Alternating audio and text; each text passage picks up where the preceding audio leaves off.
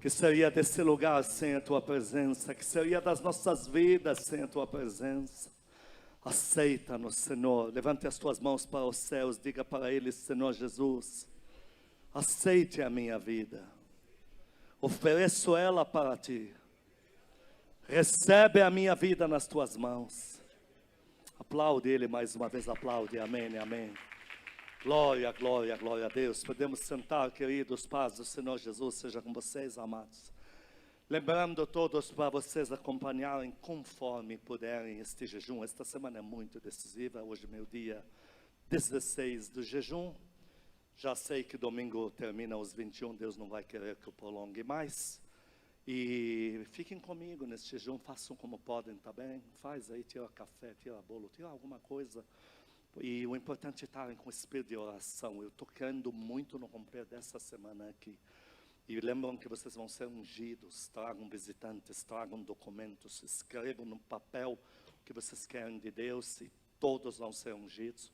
Primogênitos, primogênitas vão ungir. Eu vou estar na ponta. Ninguém passa sem que eu ponha o azeite também na tua cabeça. Senhor, meu Deus e Pai, fala conosco na Tua palavra, regenera as nossas vidas, transforma as nossas mentes, no poder, na unção da Tua palavra.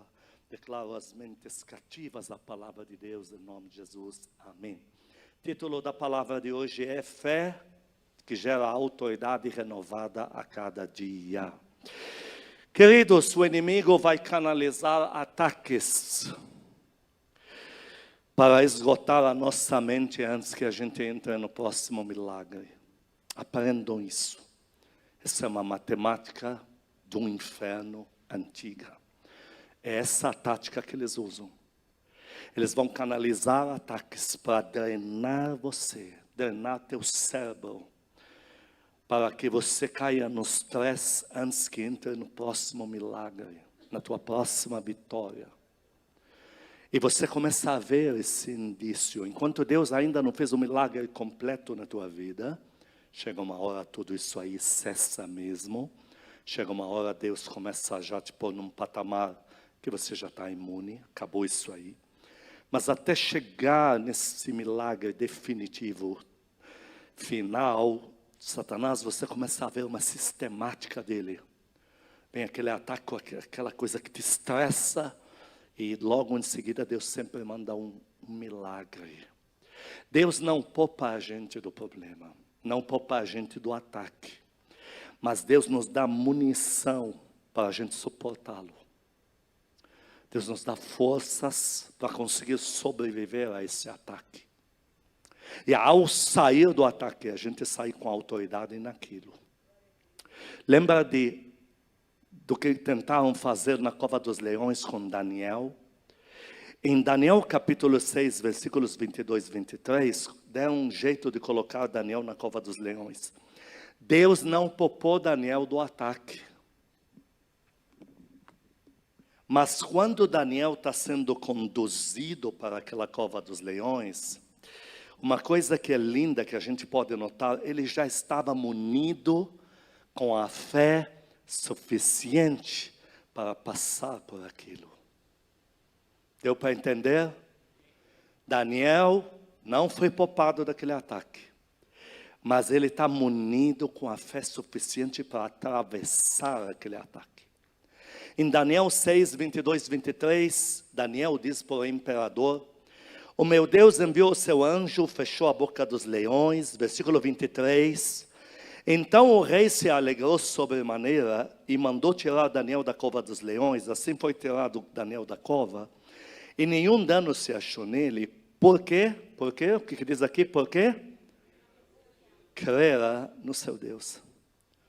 Ele tinha reserva de fé o suficiente para aquele ataque não atingi-lo. Então nós encontramos por essa frase um Daniel que entrou pronto para o ataque. Não é bom que venha ataque.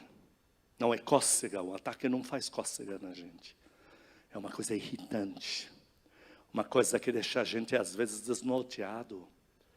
Mas é bom a gente saber que não importa o que venha, Deus nos deu já o escape. Deus já nos muniu com fé suficiente para superar esse ataque. E quando a gente sai do ataque, a gente sai com autoridade. Uma autoridade dada naquela situação. Quando o Senhor te permite um ataque na tua vida, Ele não te abandonou. Diga amém a isso. Ele não te abandonou. O Senhor fala em Lucas 10, 19, o que Ele fez com José. Todo mundo lembra da história de José? José recebeu ataques, mas você não vê a fé de José titubear. E quando José é tirado daquela prisão, você não encontra um José em crise na sua fé. Quando ele é colocado, veja, José não foi tirado da prisão, deixado no campo uns 15 dias para espairecer um pouco. José foi diretamente tirado da dura prova e já colocado no maior desafio da sua vida. E ele estava pronto. Fala, pode falar o que é. Deus já me preparou, estou pronto, pode falar. Isso aí, está aqui o significado. Quer saber? Faz assim, assado. Já na mesma tarde, ele está com autoridade. Diga comigo, autoridade. Ele foi tirado da prova, ele foi munido com fé suficiente para aquela prova. Mas ele já recebeu autoridade, o anel já estava no seu dedo. O Senhor está te falando que se Ele permitir na tua vida algum ataque, Ele não esqueceu você, Ele não está brigando com você. E Ele está dizendo que um dia você vai entrar naquele patamar de nunca mais viver esses ataques. Vai chegar este dia. Mas até lá o Senhor está te munindo de fé o suficiente. Deus, entenda isso. Satanás diz, é lógico que Deus te abandonou. Olha quanta coisa você pediu até esse problema aí, e Deus não atendeu. Você sabe por que certas portas Deus não abre? Que nós pedimos para Ele abrir? Porque só Ele sabe que diabo louco está atrás delas. Nós não sabemos. Nós pedimos a porta, a gente não sabe o que tem atrás. Mas Deus nunca, jamais, na eternidade dele, não vai chegar o dia que alguém lhe ore com fé, com confiança, com humildade. Deus jamais vai desperdiçar a tua oração. Mas Ele pode não abrir aquelas portas que você pediu. Por isso, tua fé não está amparada em qual porta Deus abriu e qual que não abriu. A tua fé está amparada que você anda com Deus e anda vivendo com Ele. E se eu ando com Deus faz tempo, em mim algo foi produzido. Todos os ataques que vêm contra a minha vida, até o dia de hoje, como nós estamos conversando aqui, eu já levo na brincadeira, eu já levo na piada. Porque eu já sei, se veio o ataque, é porque Deus já me deu fé suficiente para eu bloquear e passar por cima. E é o que me mantém de pé até o dia de hoje. E é o mesmo para a tua vida. Olha o que o apóstolo Paulo diz em 2 Coríntios 4, versículos 7 a 9. 2 Coríntios 4, versículo 7. Temos, porém, este tesouro em vasos de barro, na gente que é frágil, para que a excelência do poder seja de Deus e não de nós. Em tudo somos atribulados, porém não angustiados. Perplexos, porém não desanimados. Perseguidos, porém não desamparados. Abatidos, porém não destruídos. Esta manobra de você reagir aos ataques rápido é a essência da tua caminhada com Deus. Se você está caminhando com Deus, você vai ter manobra rápida para reagir aos ataques. Se a pessoa está na igreja um dia, um mês, um ano, vem o ataque, está golpeado, está golpeada, está bloqueado, está baqueada e não sai mais, alguma nessa jornada não esteve correta, alguma coisa não esteve correta. Porque a jornada com Deus põe em você munição para os ataques que estão vindo. Satanás está vendo em você um perigo iminente. Ele vai querer perturbar um pouco, é um período. Pedro diz, depois de sofrer um pouquinho de tempo, Deus vai renovar tudo. Mateus 6,34, ao que Deus nos remete aqui. Diga comigo, fé de cada dia. O Senhor Jesus, em Mateus 6,34, Ele fala algo sobre, portanto não vos inquieteis com o dia de amanhã. Eu quero vocês preocupados com o dia de hoje. Não vos inquieteis com o dia de amanhã, pois o amanhã trará os seus cuidados. Basta cada dia seu próprio mal ou sua vitória. O Senhor está nos remetendo à fé que eu tenho que usar cada dia. Isso me remete ao maná. Qual era a regra do maná? O povo de Israel está caminhando, não tem tempo de plantar e colher. Deus lhe providencia um pão que lhe dá todo o sustento corporal, estava naquele pão. Coentro, mel, enfim, está tudo lá. E ele fala assim, fala uma regra sobre o maná. Ele fala que o maná não pode ficar para amanhã. Ele vai estragar. O maná não estraga até amanhã. Ele veio do céu. Ele pode ficar uma eternidade e não estraga. Como é que eu sei disso? Porque daquele maná Deus mandou Moisés tirar num pote de ouro, guardar na arca. E em todos os anos não apodreceu. Não ficou bolorento. Mas Deus queria trabalhar uma outra área. Ainda na semana, se você colher hoje e deixar para a noite, já encolheu, já era. Mas de sexta para sábado, você colhe 2 porções. Sexta para sábado não estraga, não. Então, o maná não estraga. O que Deus estava falando aqui sobre, vamos ler isso. Êxodo capítulo 16, versículo 15. O povo de Israel saiu das suas tendas de madrugada e estava lá o pão suspenso no ar. Pão, alimento completo. Vendo aquela massa suspensa no ar, os filhos de Israel disseram uns aos outros, que é isto? Pois não sabiam o que era. Disse-lhes Moisés, isto é o pão que o Senhor vos dá para vosso alimento. E disse-lhes Moisés no 19 ao 24, versículo 19. Disse-lhes Moisés, ninguém deixe deste maná para o dia seguinte. Eles, porém, não deram ouvidos a Moisés, e alguns deixaram do maná para a manhã seguinte. Porém, deu bichos, cheirava mal. Moisés se indignou contra eles. Então, o Senhor estava ensinando o povo assim, eu não quero que você viva da fé de ontem. Tem que viver da fé de hoje. Quem dá glória a Deus aqui? A fé de hoje. Ontem foi ontem. Eu te dou força para a fé de hoje. Mas ontem não foi bom. Eu vou te provar que foi bom. Nós vamos continuar lendo. Vou te provar que semana foi bom. Colhiam-no, versículo 21. Pois manhã após manhã, cada um quanto podia comer, porque em vindo o calor se derretia. Ao 6º dia, colheram pão em dobro, para 2 dias seguidos. Colheram de uma vez, porque sábado não vai vir esse pão. 2 gomes para cada um. Versículo 23. Não, vamos continuar. E os principais da congregação vieram e contaram a Moisés. Pegaram o dobro na sexta-feira. Respondeu-lhes ele, isto é o que disse o Senhor, amanhã é repouso, o santo sábado do Senhor. O que quiser descozer no forno, cozei-o, e o que quiser descozer em água, cozei-o em água. Tudo que sobrar, separai-o, guardando para a manhã seguinte. Versículo 24. Guardaram-no até pela manhã seguinte, como Moisés ordenara, não cheirou mal, e nem deu bichos. Então o maná não tinha problema nenhum. A tua fé de ontem não foi coisa ruim. Mas se Deus te desconecta dela, é porque Ele quer que você viva a fé de hoje. Alguém diz, mas eu busquei tanto até aqui. Eu sei, mas hoje você pode buscar de novo. Eu orei tanto tal dia, tal ano, tal mês, tal semana.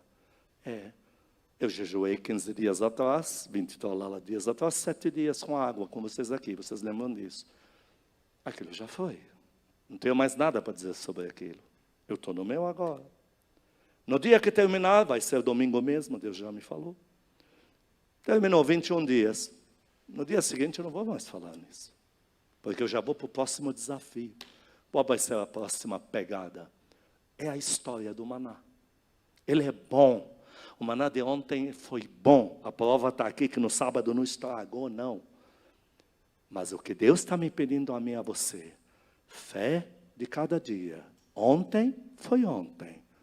Dá para dar glória a Deus, igreja? O Senhor ensina que a nossa fé é a nossa autoridade para chamar a existência na terra as coisas. A nossa fé. Lucas 17, 5-9 prova que a tua fé é a tua autoridade. Quando a pessoa diz, eu tenho autoridade, pastor, tua autoridade está limitada à tua fé. Se o Senhor falou sem fé, nós não vamos poder fazer nada. Então a minha autoridade está ligada à minha fé. Lucas 17, 5-9. Então disseram os apóstolos ao Senhor, aumenta-nos a fé. Olha a resposta que ele deu. Respondeu-lhes o Senhor, se tiverdes a fé como um grão de mostarda, direis a esta amoreira, arranca-te daqui, transplanta-te ao mar, e ela vos obedecerá. Qual de vós, ele está explicando da fé, qual de vós, tendo um servo ocupado na lavoura, ou em guardar o gado, lhe dirá quando ele voltar do campo, vem já e põe-te à mesa, e que antes não lhe diga, prepara-me a ceia, cinge-te e serve-me, enquanto eu como e bebo, depois comerás tu e beberás? Porventura, terá que agradecer ao servo, porque este fez o que lhe foi ordenado. Talvez você não entendeu o que o Senhor falou aqui. Senhor, aumenta a nossa fé. Ele falou, tua fé é teu servo. Tua fé é tua autoridade. Quando você tem fé, você manda e vai ter que acontecer.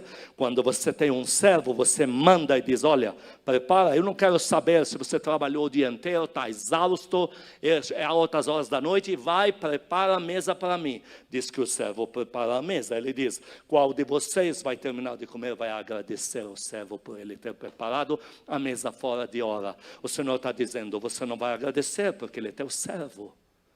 O Senhor está dizendo que a tua fé é teu servo, tua fé é tua autoridade para chamar a existência. O mar, uma montanha que saia daqui se jogue no mar, ele fala que tem que ser com fé.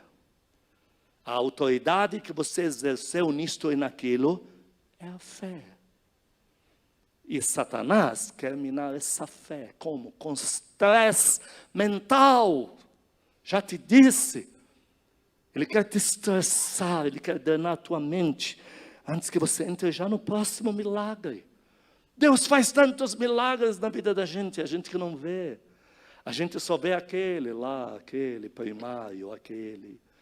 E os outros que a gente nem percebe. Quanto milagre Deus já não fez na tua vida. Uma vez eu estava na moto, e de repente eu não percebi. Falo isso diante do Espírito Santo. Na época da Harley Davidson. Eu estou lá na moto. Não sei se estava frio, chuvoso, não sei. Quando eu vi, eu estava na frente dessa catraca, dessa haste, que fica ali. E eu passei por ela, bateu o meu peitoral nela, e ela parecia de esponja. Passei. Até esta semana, eu me perguntava se aquilo não é de ferro, não é de plástico, não é de... Não pode ser esponja, porque como que ela se sustenta assim? Até que essa semana passamos, exatamente essa. E não era de esponja, coisa nenhuma. Você já pensou o tombo que eu ia levar? Vindo com uma Harley de 346 quilos embaixo de mim, entrando naquilo que me pegou aqui, já pensou? Foi uma esponja. E a dúvida ficou comigo até essa semana que eu consegui tirar. Está lá, haste sua, você ia me machucar, né? Você acha que Deus mandou um anjo para... E aí, não vai agradecer? Não. Deus faz tantos milagres, queridos. Quem vai aplaudir Ele aqui? Tantos milagres. Mais uma. Vamos para a 1 Reis, capítulo 13, 1-5 e 11. A fé, queridos, é uma decisão. Ela não vem do pastor. O pastor pode influenciar você, mas a fé é a tua decisão. Nós temos um episódio aqui e nós vemos que o problema era o profeta velho. 1 Reis 13, 1 a 5 e 11, versículo 1. Eis que por ordem do Senhor veio de Judá a Betel um homem de Deus, é um profeta novo, inexperiente, mas Deus já está usando ele. E Jeroboão, era o rei da nação, um grande endemoniado sem vergonha, estava junto ao altar para queimar incenso para os demônios. Esse Jeroboão, o rei da nação, um cara muito temido, ele fez um altar para os demônios e fazia todo mundo sacrificar e ele estava lá junto. Clamou o profeta novo, inexperiente, contra o altar, por ordem do Senhor. E disse, altar, altar. Assim diz o Senhor, eis que um filho nascerá à casa de Davi, cujo nome será Josias, o qual sacrificará sobre ti os sacerdotes dos altos que hoje estão queimando sobre ti incenso. Deu 3. Naquele mesmo dia, um sinal, dizendo, este é o sinal de que o Senhor falou contra aquele altar dos demônios. Eis que esse altar se fenderá e se derramará a cinza de sobre ele, vai cair tudo no chão. Tendo o rei ouvido as palavras do homem de Deus que clamara contra o altar de Betel, Jeroboão estendeu a mão, ele estava com a mão aqui do lado do altar, ele estendeu a mão na direção do homem de Deus, estendeu a mão de sobre o altar, dizendo, prendei-o, prendam esse profeta novo. Mas a mão que estendera contra o homem de Deus secou e não a podia recolher. Quem estava com a autoridade sobre quem? Quando Deus mandou o profeta dele fazer aquela façanha contra aquele altar, lhe deu autoridade sobre quem construiu aquele altar. Esse infeliz chamado Jeroboão. O rei está debaixo da autoridade do profeta. Todas as investidas que Deus põe no teu espírito para você ter fé e conquistar, Deus te deu o rei daquela terra. O Senhor vai te falar muito uma frase como o rei daquele lugar foi deposto, sentar na cadeira a você. Então, no 5, o altar se fendeu e a cinza se derramou do altar, segundo o sinal que o homem de Deus apontava. Em seguida o rei se desespera, por favor, ora a Deus para minha mão voltar a funcionar. E naquela hora, o profeta novo pede para Deus e Deus cura o cara. O que isso significa? Que o profeta novo recebeu autoridade sobre o rei e sobre a nação. No 11, no versículo 11, naquela cidade de Betel, morava em Betel um profeta, o que diz aqui? Velho. Um profeta velho. Aqui não tem nada a ver com idade, porque na Bíblia a idade são as 15, a autoridade. Mais idade tenho no Evangelho, mais autoridade eu sou. Profeta velho, que já não crê, já não busca. Deus tinha um profeta na cidade, mas teve que mandar um novo de fora. Porque o que está na cidade já não crê. Por que ele não crê? Porque já se acomodou com a cidade. Se ambientou. Você está entendendo o que Deus quer te dizer hoje? Não se acomode com nenhum problema na tua vida. Não se acomode com nenhum altar demoníaco contra a tua vida. Não se sujeite, não aceite como solução final uma situação crônica contra a tua vida. Não assimile uma ameaça contra você, porque Jeroboão deu para ver que era hostil, um rei hostil, e o profeta velho tem medo dele. Não aceite uma ameaça dirigida a você como sendo decisão final na tua vida. Todas as investidas que você resolver tomar por fé, Deus te deu o rei daquela terra. Você vai desbancá-lo e vai sentar na cadeira em seu lugar. Aplaude o teu Deus, aplaude em nome de Jesus.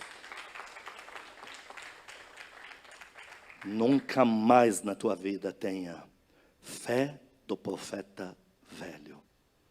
E para piorar, e terminamos aqui. Quem que tirou a autoridade do profeta novo? Foi o profeta velho. Porque o novo chegou com autoridade sobre o rei, como vimos. Mas ele foi claro, Deus me deu ordens, eu tenho que terminar aqui, voltar correndo lá para a casa de Deus. O profeta velho interceptou ele. O profeta velho falou, na casa do rei ele não vai, mas na minha ele vem. Essa cidade vai descobrir quem sou eu. Ninguém monte em cima da tua fé. Conseguiram entender isso? Ninguém manipule a tua fé. Ninguém barre você nas tuas buscas em Deus, dizendo que o que você está fazendo, você precisa amadurecer. Que maturidade tinha aquele profeta novo? Nenhuma, ele fez tudo errado. Domingo eu mencionei aqui. Mas não importa, ele está obedecendo a Deus, ele está com fé, está com obediência. Ele recebeu a autoridade. Mas agora o profeta velho desviou ele. E ele não saiu da cidade vivo. Perdeu a própria vida. Que pena. Que pena. Ninguém venha tolir tua fé. Nenhum profeta, nenhuma profetisa velhos. Tem gente que mais tempo no evangelho tem, pior ficou. É aquela casca de muito, e na hora de orar, não sai nada, porque já não crê em nada. E quem não crê não tem autoridade para nada. É muito linda a tua fé da criança. A criança, ela é pura. A criança, ela primeiro crê, depois ela pergunta por que não funcionou. Eu acho tão lindo. Eu trabalhava no infantil, eu falei para a criança que ela ia ver o Senhor Jesus. Orei, ela olhou, me abriu os olhos. Não vi. Toda surpresa porque não viu. Ela não me olhou dizendo, eu já sabia que não ia ver mesmo. Mas fiz um... Não, não vi. E a saída foi que eu ia orar de novo e uma hora ela ia ver. Como eu desviei depois, eu não lembro se ela viu ou não, já estava desviado. Mas que isso aconteceu. A criança, ela crê primeiro, questiona depois. E o que Deus está te pedindo aqui hoje, cuidado com profetas e profetisas velhos. Põe a fé da criança e tudo aquilo que você crê, Deus te deu o rei daquela região. Aplaude ele em nome de Jesus, aplaude. Quem quer crer no Senhor Jesus, aqui levante a sua mão. Quem quer confiar no Senhor Jesus com todas as suas forças, levante a mão aí em casa, já levantou a mão. Põe a mão no teu coração, diga comigo, Senhor Jesus, diante da tua palavra, eu peço perdão, se de alguma forma deixei os problemas fazer a minha cabeça. Se igual ao profeta velho, me acomodei com as ameaças. Peço perdão ao Senhor por todas as vezes que abortei milagres, porque decidi não crer. Peço perdão ao Senhor por todas as vezes que me atraiu para a oração, mas eu não fui lá. Hoje eu retomo em ti, igual a criança, na tua palavra, eu creio no Senhor. Diga para o teu Senhor Jesus, entre o profeta velho que sabe muito e não crê em nada, eu me coloco com o profeta novo, que não sabe nada, mas já crê muito. Dou para o Senhor toda a minha confiança, todo o meu coração, toda a minha expectativa, eu deposito no Senhor. Amado Espírito Santo, me ajude na minha pequena fé. Me ensine a orar. Me ensine a crer. Me ensine a ter autoridade. Eu e a minha casa serviremos ao Senhor. Faz o seguinte, põe a mão na tua mente e diga: eu arranco qualquer pensamento que profetas velhos introduziam, ou mensagens demoníacas introduziam, que estavam impedindo o meu milagre. O meu coração não é fundo de quintal de mensagens subliminares, de incredulidade. O meu coração ainda é baú de promessas da criança que crê em Deus. Aplaude Ele em nome de Jesus, aplaude, amém, amém. Um minuto para você orar, povo do Senhor. Um minuto para você falar com Deus agora. Aplique essa pregação que acaba de ouvir entre você e Ele. Eu vou me calar, vou te dar esse tempo.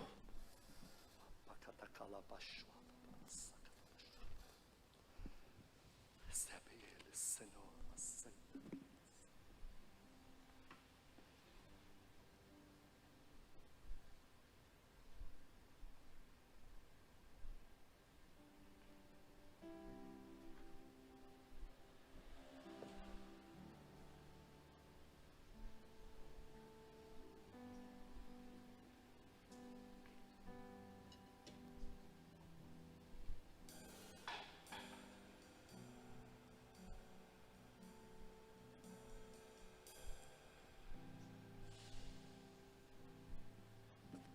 Sim, Espírito, sim. Que seria de nós sem a Tua presença? Aonde estaria a nossa fé se o Senhor não nos mantivesse de pé? Nenhum galardão temos, Pai. Todos os milagres são a Tua generosidade na nossa vida. Ajuda-nos a crer, ajuda-nos a ter fé. Canta esse louvor, povo do Senhor, canta. Cada vez que a minha fé é provada, Tu me das a chance de crescer um pouco mais. Nas montanhas e vales, desertos e mares que atravesso me levam pra perto de Ti. Minhas provações não são maiores que o meu Deus e não vão me impedir de caminhar. Se diante de mim não se abrir o mar, Deus vai me fazer andar por sobre as águas, rompendo em fé. Minha vida se revestirá com Teu poder, rompendo em fé. Com ousadia vou viver no sobrenatural. Vou lutar e vencer, vou plantar e colher. A cada dia vou viver rompendo em fé. Amém e amém. Que o amor de Deus Pai, santas consolações do Espírito Santo, a graça eterna do nosso Senhor Jesus Cristo sejam com os amados e com todo o povo que ama Cristo na terra, de hoje para todos sempre. Amém e amém. Estamos liberados em nome de Jesus. Vai com a alegria de Deus para a tua casa.